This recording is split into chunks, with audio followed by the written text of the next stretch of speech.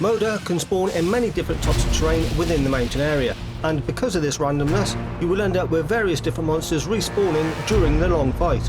I'm going to share with you 4 different methods in which you can do this boss. If you watch them all, you'll be equipped for any scenario that you could come across. Let's get down to business.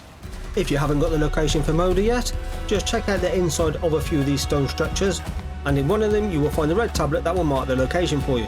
At the base of the mountain, have yourself a portal set up that's protected with a couple of chests.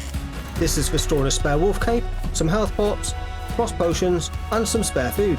These are the essential items you'll need if the worst should happen and you need to retrieve your item from your tombstone. Also useful if you're like me and you tend to forget some of these items. To summon her, you're going to need to collect 3 of the dragon eggs. When you explore the mountain and you come across these, mark the location on the map. They will respawn after 8 hours of in-game time. You will only be able to carry one at a time as they weigh 200 units. That's a big egg. I hope she had enough as well.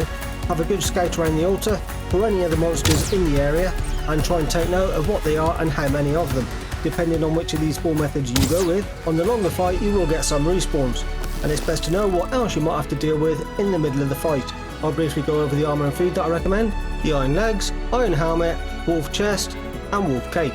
Food wise, serpent stew or sausages, wolf skewers and wolf jerky. On this fight you definitely want more health than stamina to absorb any damage. Obsidian is very easy to get for your arrows, and with 52 piercing damage they are better than using the fire arrows. Pairing these with a Draugr bow is probably about the best range damage you can do so far. Bring some health pots for squeaky bum time. I've gone with a silver sword, iron will do, all the best one-hander you got.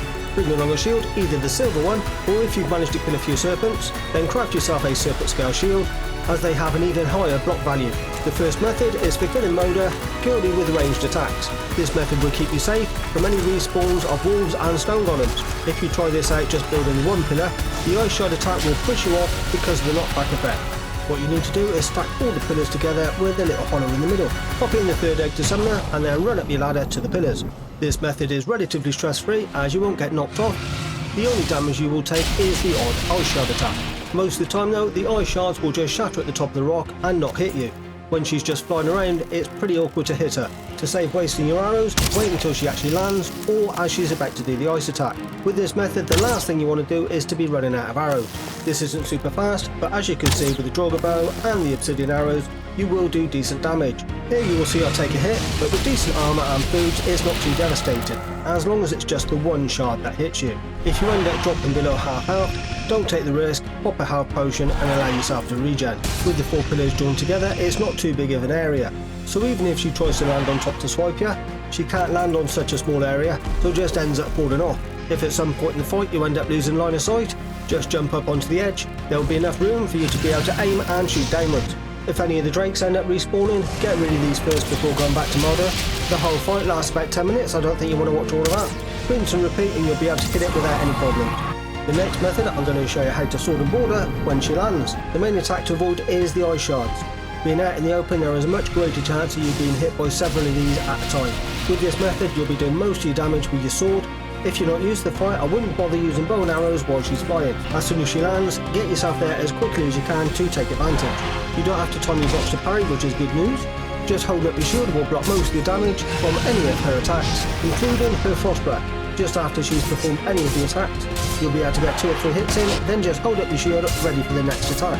After a few rounds you'll get used to the animations and know what she's going to do. If she pushes up and arches her back, then the frost breath is coming. These can occur back to back.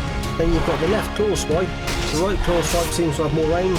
If she lifts her head up without arching the back, there will be a standard bite attack without the breath. If you end up mistiming a few of the attacks, don't stress it, the fight is a marathon and not a sprint.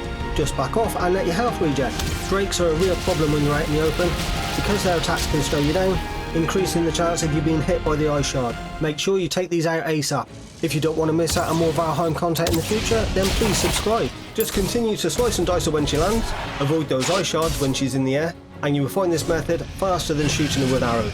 There are a few more risks involved, but you may find that this method suits you better. You could bring some furry friends along to help you. There are a few pros and cons with this, as it depends a lot on whereabouts your altar has been generated terrain-wise. If your altar is at a mountain peak like this, I really wouldn't advise wolves, as you will probably end up losing quite a few to stone golems or being stuck in the mountain peaks.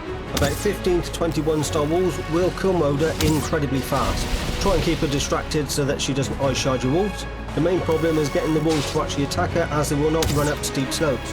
If just one or two manage to reach it, they tend to get picked off quite easily. If your altar is on nice flat terrain, when she lands, just sit back and relax and watch how quickly the walls just bite chunks out of her. As you can see, if you've got the walls to spare, this can end up being a very fast method, as she is no match for the speed at which these walls attack. Now for the last method, the art of fighting without fighting. Doing it this way, it doesn't matter where your altar's been spawned, it will work. Plenty of rocks around the mountains, so just harvest some of that up and then build a ring all the way around your altar. You don't have to go too high, a little over head height should do you. When the ring's complete, just fill it in with flooring at the height so a bonfire can stick out the top and leave a little hole for you to drop down. There's enough space at the altar to fit 3 bonfires. Seal up the hole you left to drop down into, and have your eggs in the slots ready to summon Moda. After you summon her, make sure all 3 fires are lit up and stocked up with wood. Wait a little and she will take damage as soon as she lands. She will attack the bonfire, so have your repair hammer ready. This is by far the safest and easiest method I know, and it's pretty quick. Keep playing whack-a-mole by repairing your fires. If she breaks 1 or 2 of your floor pieces, plug the hole up as quickly as possible in case she starts flying, gets line of sight and fires an eye shard bang. That's pretty much the only thing you need to worry about with this method. I hope you have fun with any method you choose. See you soon and take it easy.